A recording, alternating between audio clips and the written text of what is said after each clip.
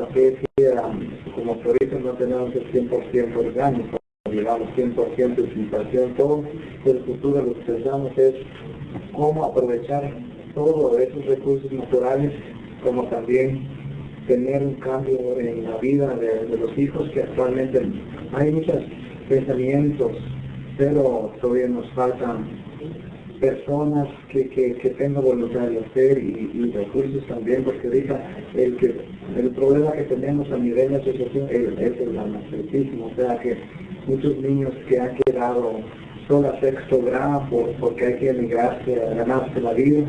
Entonces nuestro sueño es como la PECAFOR empiece ya a meterse en la salud, la educación, pero hay mucho que recorrer para poder ir ahí. Ese es nuestro pensamiento.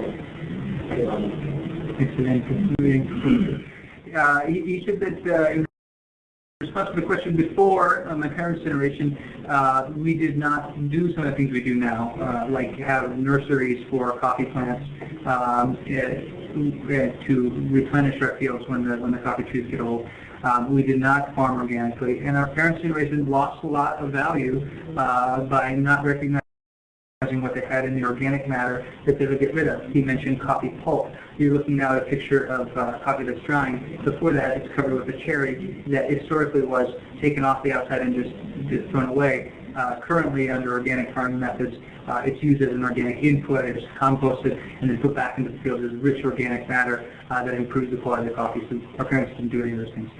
Moving toward the future, we're not 100% organic now. We want to advance in that regard and to become more sustainable. And we want our children to push us forward in that. Socially, he said, illiteracy is still a big problem. It's common for students to advance to the 6th grade and then to begin to migrate in search of work. And that is obviously a weakness.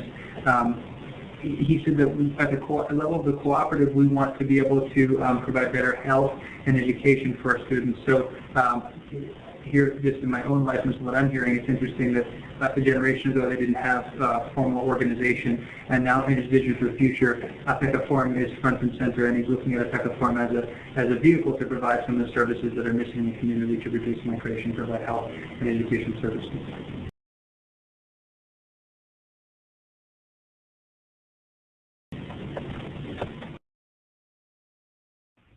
Great, thank you very much, Michael. And you mentioned organic farming, and there's a question from Seattle that I think we'll get to in a moment. But before we do that, I wanted to turn the mic over to Lee Wallace, who is the director and CEO of Peace Coffee, and perhaps she can sort of comment briefly about what her experience has been connecting with CRS through the CRS Fair Trade Coffee as a partner and working with a PECA Forum. So Lee, if you're able to chime in now, just hit the bottom talk button to start and then click off when you're done.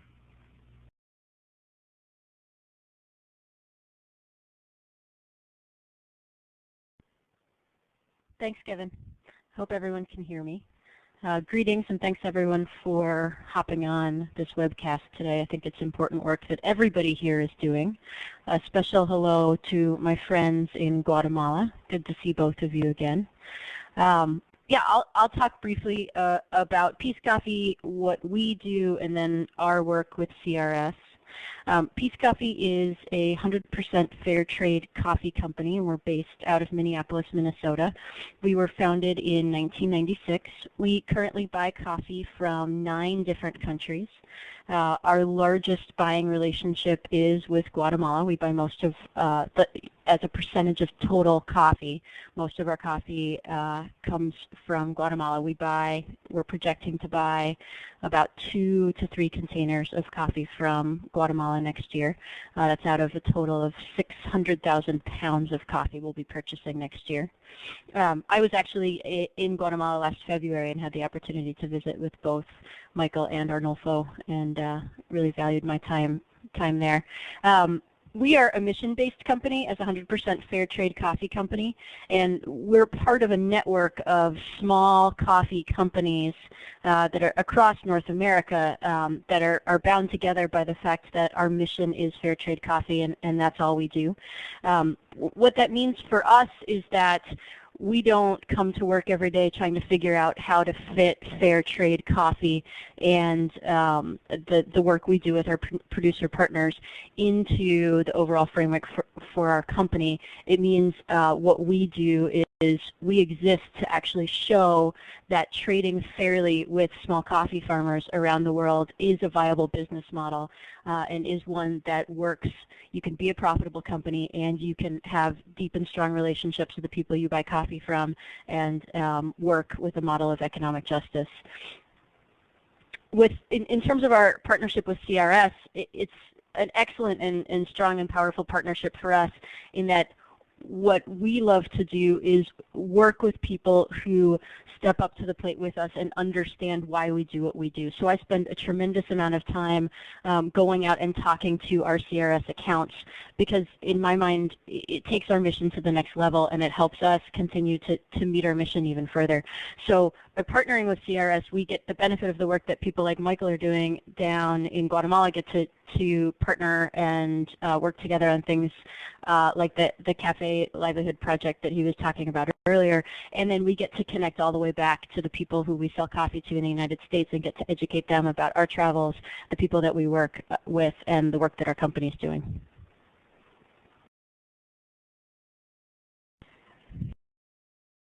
Wonderful. Thank you so much, Lee. I appreciate your time and offering your experience with our group today.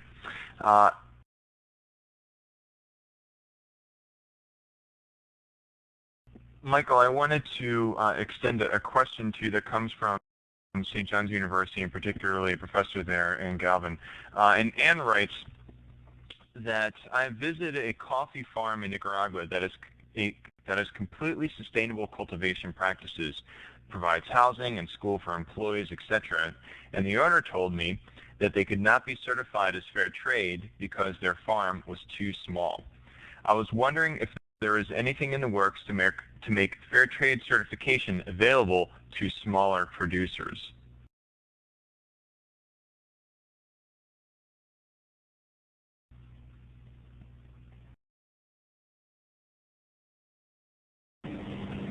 Okay, thank you, Kevin, and thank you, Anne, for the question.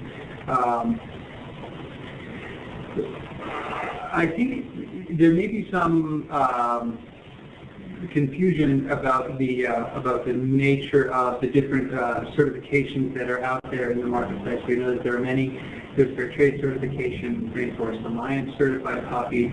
There's certified bird-friendly coffee from the Smithsonian, and obviously organic certification. So, and I don't mean that in any way to suggest that either the owner of the farm or the person who made the question is confused. But I think one of the things that we see is that cooperatives like Epiform that have been in the fair trade market for a long time. They've been selling to the European fair trade market since 1997. Still, there are members of the cooperative who aren't fully clear about the nature of what the commitments and benefits of fair trade are. So one of the things that we're very clear on is that fair trade is actually the most oriented, the certification most oriented for smallholder farmers. In fact, it is available, fair trade is open only to democratically run, formally organized smallholder cooperatives.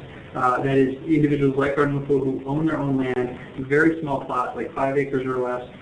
Fair trade was designed in coffee for smallholder farmers. That's the essence of it. Larger coffee production models, estates or plantations are not eligible for that. I don't know the particular farm that you're talking about.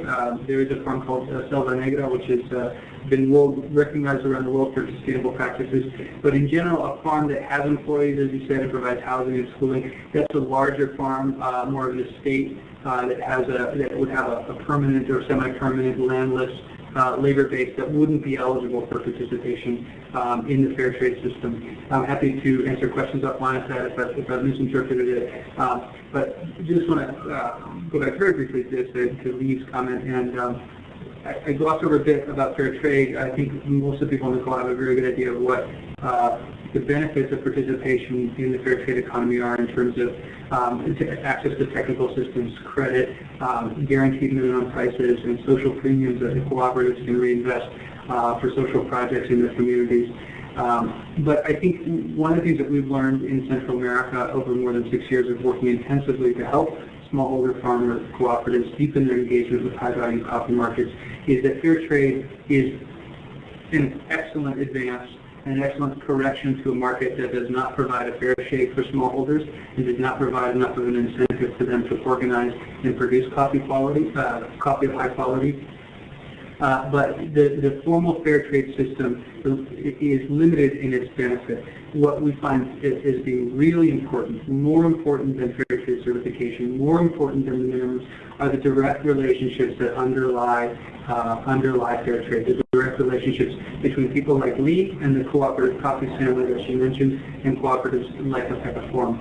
On the basis of that relationship and a relationship that gives voice to producers, the issues that we're talking about can be addressed effectively in a way that they can't in the absence of that relationship. Thanks, Michael. Just as a time check, we've got about 15 or 10 minutes left, and we are joining in part of our webcast on coffee and migration with Michael Sheridan and Arnulfo Romas from coming to us from Guatemala. Michael, I wanted to sort of take a question that's coming from Seattle University, and I'm actually going to be sort of combining both of them because they talk about organic coffee in a way. So starting off, how much investment does it take to get certified as fair trade and organic? And then is it practical for farmers to switch to growing organic? Do the benefits come immediately, or are there major benefits to the farmer long term? So if you could just kind of give a little bit of reaction as far as whether going organic or going for fair trade is cost prohibitive, what kind of investment does it take to be able to move in that direction?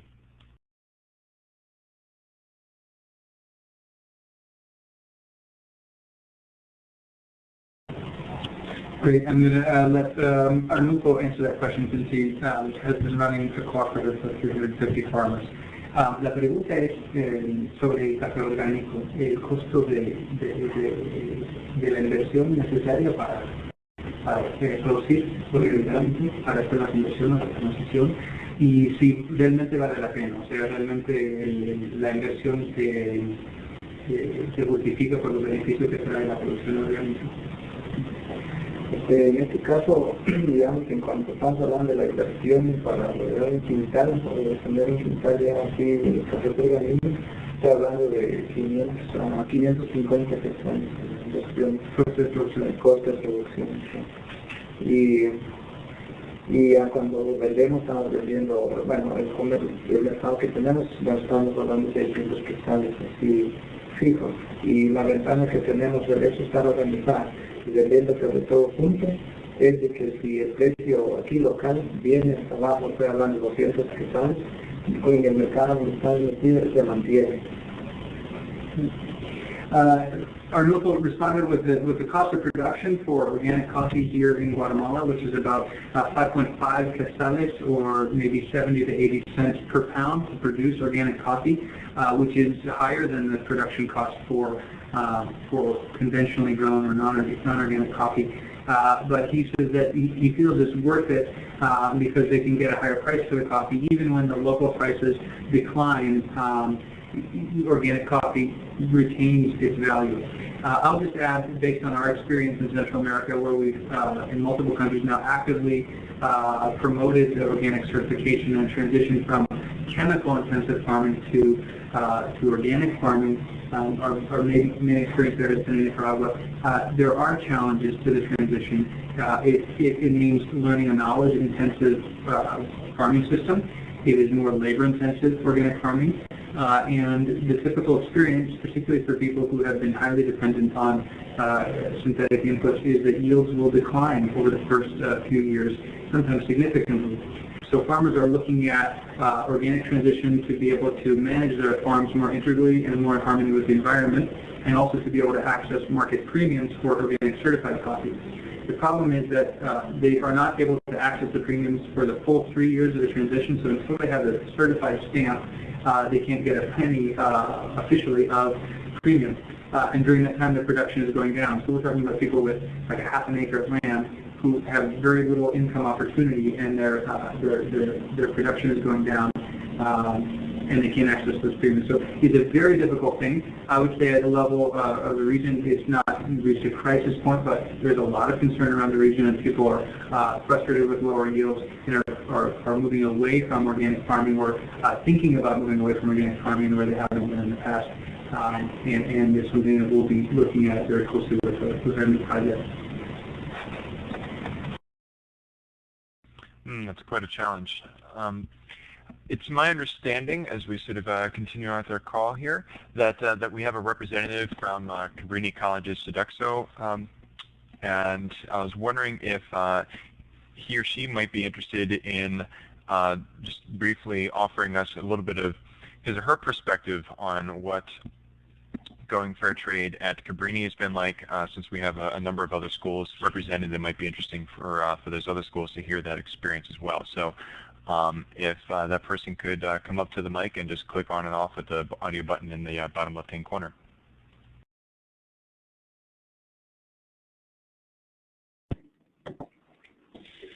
Hello, my name is Drew Nieman. I'm the General Manager for Dining Services here at Cabrini College.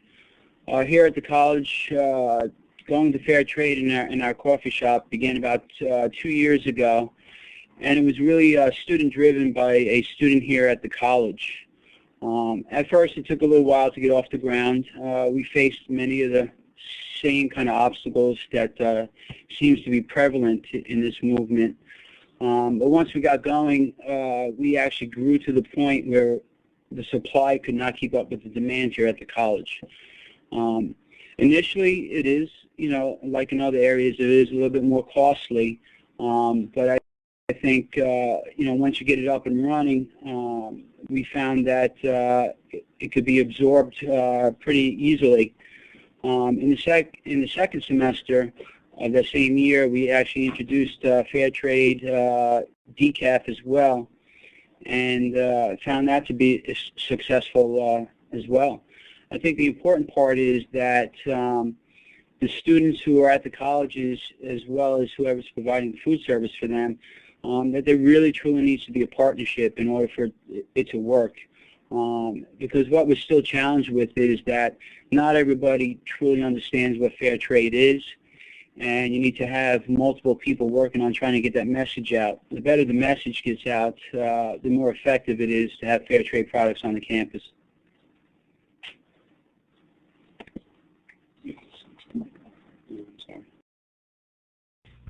Great. Well, thanks for helping to get your message out now today, and hopefully that's something we'll be able to continue to do and create that partnership. I think we have just time for about one other quick question, and then I think I'd like to have some follow-up there. Maybe if Katy Cantrell here at CRS headquarters would be interested in chiming in for just a moment to talk about some possible action steps for getting involved with CRS Fair Trade.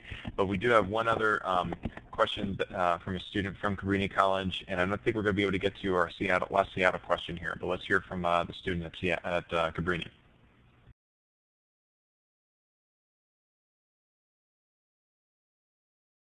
Hi, my name is Taylor Prendergast, and I'm a freshman at Cabrini College. And my question is, was it hard for you personally to get involved with fair trade?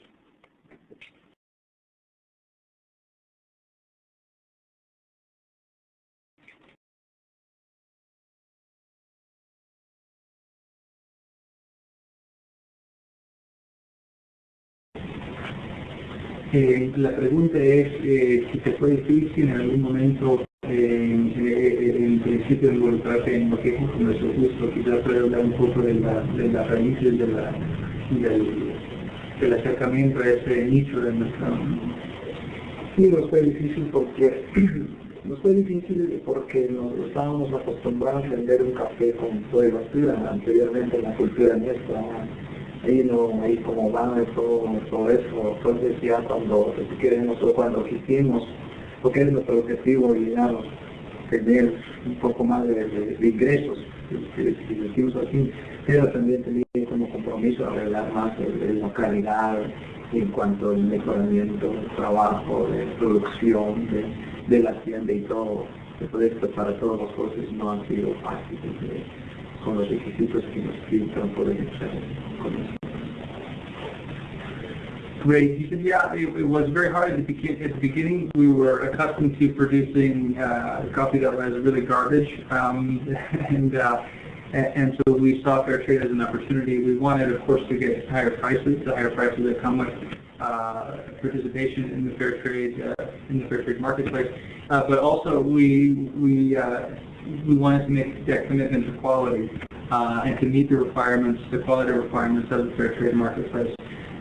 In terms of improving our production methods, improving our post-harvest methods, how the coffee is processed on farms after it's harvested, and then managing the whole process in a way that can help them to meet the strict quality requirements of the fair trade marketplace.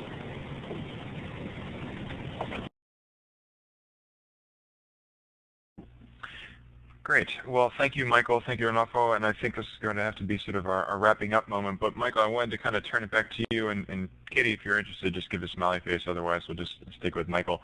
On if you could just sort of offer some action items or some ways to that you think that we in the United States should be getting involved in supporting farmers like Arnulfo and APECA Forum and groups like APECA Forum. What should be our role here?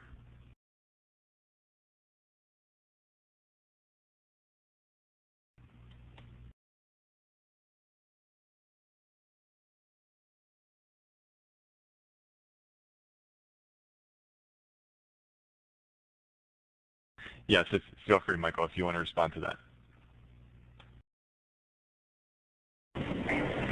Okay, well, I think Katy is the person to be part of that discussion. I think CRS has made a real priority in the last 4 or 5 years, make fair trade a real priority in terms of its engagement with people in the United States, Catholics, Catholic colleges, universities, schools, and all people who see fair trade consumption and ethical consumption as a way to be part of a greater movement for justice. I think the materials that the program has produced and continues to produce in its engagement on campuses around the country is really exemplary, and I think there are specific things that the program is promoting. But certainly, I think I appreciate the participation of the Cabrini Dining Services manager, and I think that's a great example of what happens when the system works as we hope it will. People.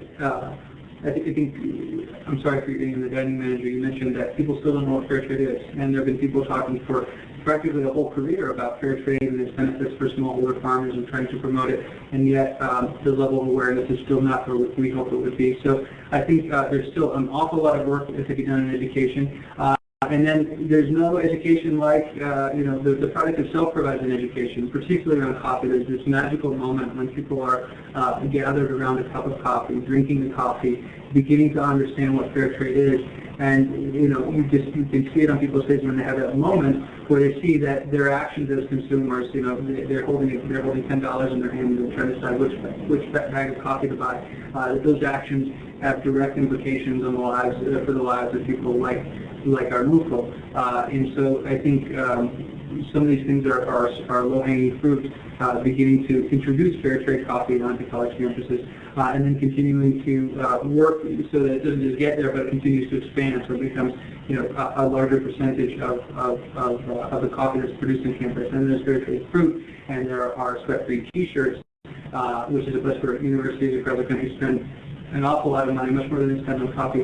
These are all areas where we can engage and begin to affect the behaviors of our universities, which are significant consumers in our economy, and help them to make decisions that are aligned with the vision of CRS for social and economic justice, but also the universities themselves, particularly Catholic universities, for which these things are enshrined in the mission. So that's probably not a good answer. Katy's probably a better person to answer the question, and she's coordinating the campaign now. But from where I sit, accompanying every day farmers like Arnulfo, I just feel like they've made incredible investments, as you suggested, in their ability to produce really high-quality coffee. They're taking risks every day by making these investments on their farm in organic production, in quality improvements, So one of the questions, they're sometimes moving more of their land from products for consumption to cash crops. And these are all risks, and we are helping them to take these risks in a way that we hope and have faith will be met by increasing demand in the marketplace for products that are produced with this kind of vision of how the economy can work.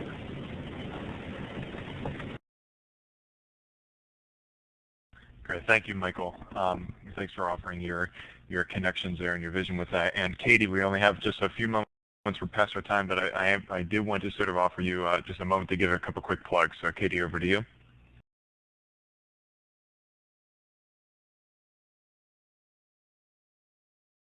Thanks, Kevin. I don't know how much more I can add to what Michael's already said, but I just want to say thank you to everyone for organizing this, because I think this is the perfect example of what we can continue to do as we promote fair trade, and that's to bring everyone together, to bring farmers together, to bring the people buying their coffee together with the companies that are choosing to buy fair trade coffee. And then I would ask that people continually challenge themselves to learn more about fair trade coffee, where their coffee is coming from, and then to look outside fair trade coffee, because as Michael said, there's fair trade fruit, there's fair trade chocolate, and there are things you can do on your campus and in your own personal lives that will really help build the fair trade movement and get the word out so more and more people know what it is and know how to purchase it and to support it more generally. So that's all I could add, other than a plug for our website. So if you do want more information about what CRS is doing with fair trade, you can always visit www.crsfairtrade.org. Thanks, Kevin. All right, fantastic. I knew the website had to come in there at some point during this call. Okay, well, thank you, everyone, for being part of our Q&A session today through the Global Solidarity Network. Special thanks to Michael Sheridan, Arnulfo Romas, Lee Wallace, all the folks at Cabrini College, and the students at Seattle University, plus our other special guests coming in from College Universal, Mary University, St. John's University in New York. This has been another Global Solidarity Network Study eBroad session. My name is Kevin Kostic, and we'll be finishing out our week of migration, or 2-week session on migration at the end of this week. We've got 2 more Q&A sessions coming up today, tomorrow and Thursday. But until later, thanks everyone, and take care. Goodbye.